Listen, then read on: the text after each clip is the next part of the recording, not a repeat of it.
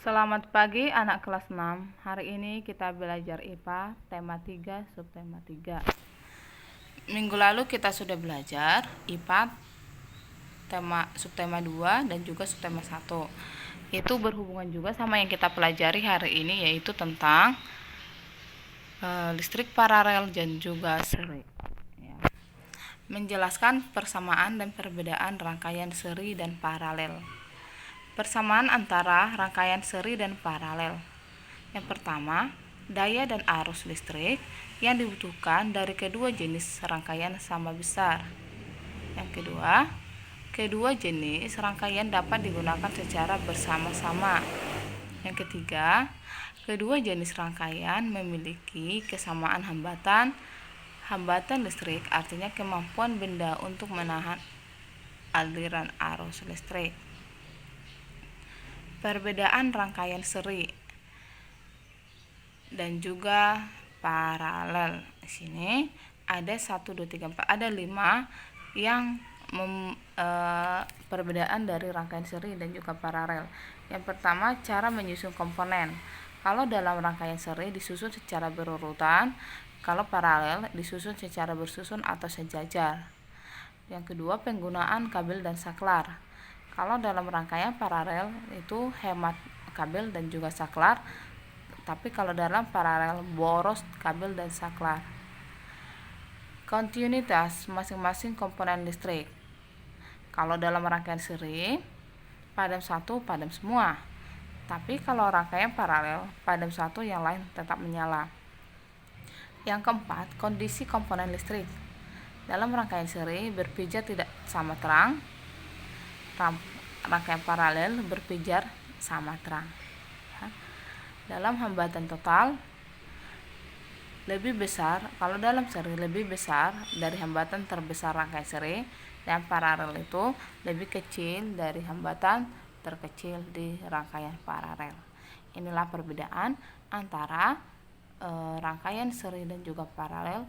Kalau tadi ini adalah persamaannya, ya. Oke, sekarang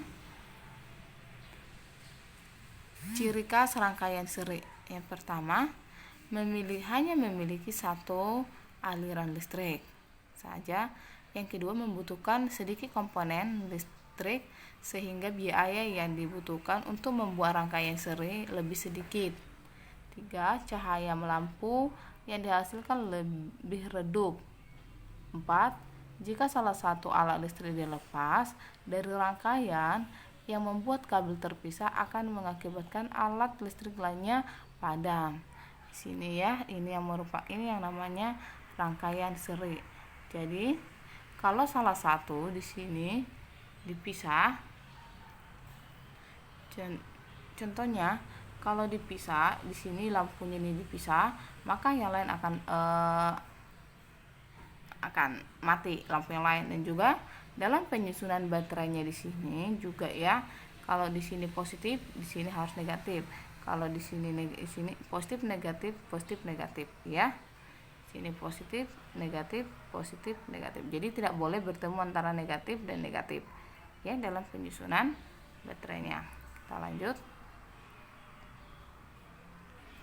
Nah, ini paralel. Ciri khas rangkaian paralel memiliki lebih dari satu aliran listrik. Itu yang pertama. Yang kedua, membutuhkan banyak komponen listrik sehingga biaya yang dibutuhkan untuk membuat rangkaian paralel lebih besar. 3. Cahaya lampu yang dihasilkan lebih terang. 4.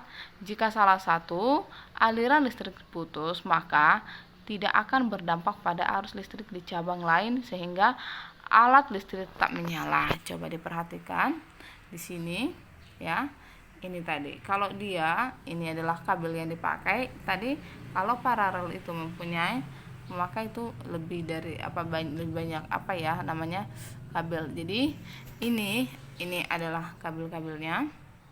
Nah, kabel-kabelnya ini, dan juga kalau contohnya ini diputus, ini kabel bukan ini ya. Contohnya kabelnya ini terputus, contohnya ini terputus, maka ini masih bisa menyala nggak? Ini masih bisa menyala karena masih ada aliran dari sini, aliran listriknya ya.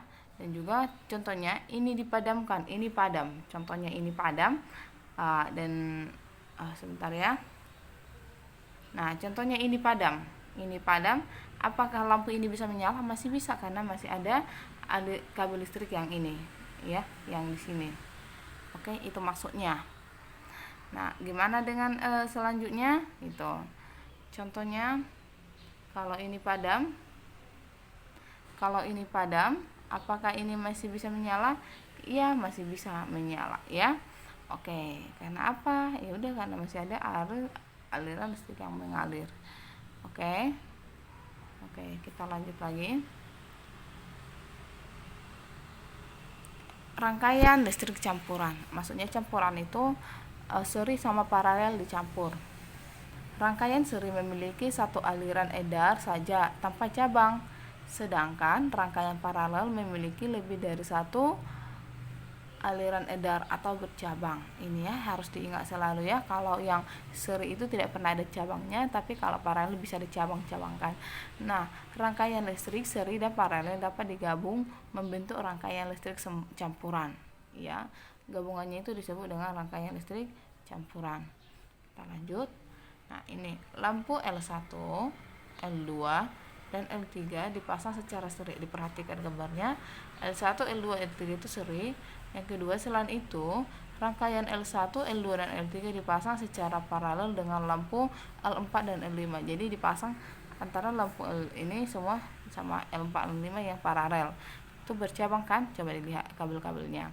Nah, jika lampu L1 padam, lampu L2 dan L3 akan ikut padam. Ingat, kalau ini padam, kalau ini contohnya padam, maka ini juga padam, ini juga padam. Nah, dan karena apa tadi? Karena aliran listriknya dari sini ya, aliran listriknya dari sini ke sini itu, jadi kalau sudah padam dia terputus gitu. Tapi kalau untuk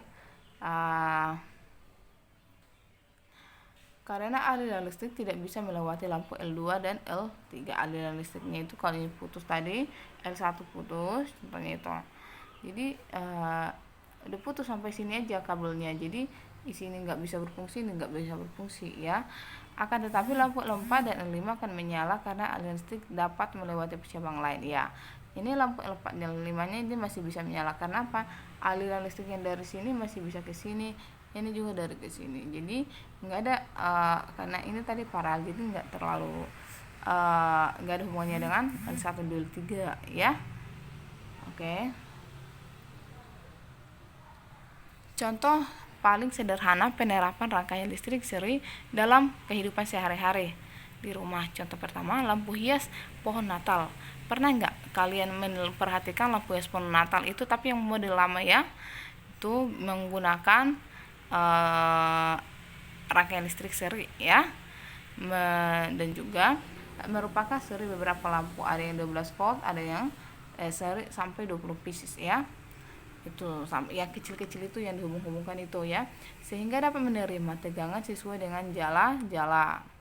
Yang kedua, lampu TL atau tube lamp, atau orang bilang lampu neon model lama ya, masih diingat ya, coba dilihat ya. Kalau lampu yang kita pakai Philips ini enggak. Kalau lampu neon itu yang terang, yang agak kuning-kuning itu ya, yang masih memakai balas ya, balasnya ya coba nanti dicek ya, itu balas itu kemana apa. Di dalam boxnya memakai rangkaian seri antara jala-jala dengan balasnya. Lalu di dalam setrika ada rangkaian seri dengan bimetal itu ya. Ini contoh paling sederhana penerapan rangkaian paralel ya. Distribusi listrik PLN ke rumah-rumah itu menggunakan jenis listrik paralel ya. Baru stop kontak merupakan paralel dengan jalan-jalan. Jadi kalau nomor 1 PLN itu contohnya di Geraha Asri bisa mati lampu. Di gang di jajaran rumah saya contohnya ada mati lampu. Di depan rumah saya itu tidak mati lampu. Jadi itu namanya paralel ya. Jadi walaupun mati di gang kami, di jajaran sebarisnya Bu Kristin, tapi di depannya Bu Kristin itu tidak mati lampu ya. Oke, baru stop kontak merupakan rangkaian paralel dengan jalan-jalan ya. Oke, ini contoh pemanfaatan rangkaian listrik paralel di rumah. yaitu adalah komputer, sistem alarm, semua soket colok di satu sirkuit terhubung paralel, dan pada pemutus sirkuit atau sekeliling TV, mesin cuci, kipas, oven, dan microwave. Itu untuk memanfaatkan di rumah. Yang ini ada beberapa ya.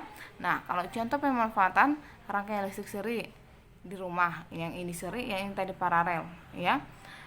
Di rumah itu lampu Natal, pemanggang roti, senter, lampu kulkas, pompa air, pemanas air, saklar, daya AC dan solenoid.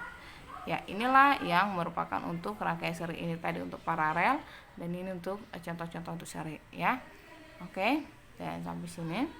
Oke, kalau ada yang belum mengerti atau belum memahami, silakan di WA Bu Christine. Oke, terima kasih. Ingat, walaupun kita tidak bertatap muka belajar, walaupun kita hanya melalui Google Classroom atau melalui video, tetap semangat belajarnya ya nak ya. Dan harus semangat untuk mencapai cita-cita. Dan kita harus sama-sama berdoa untuk selalu sehat dan terhindar dari COVID. Oke, Tuhan Yesus memberkati.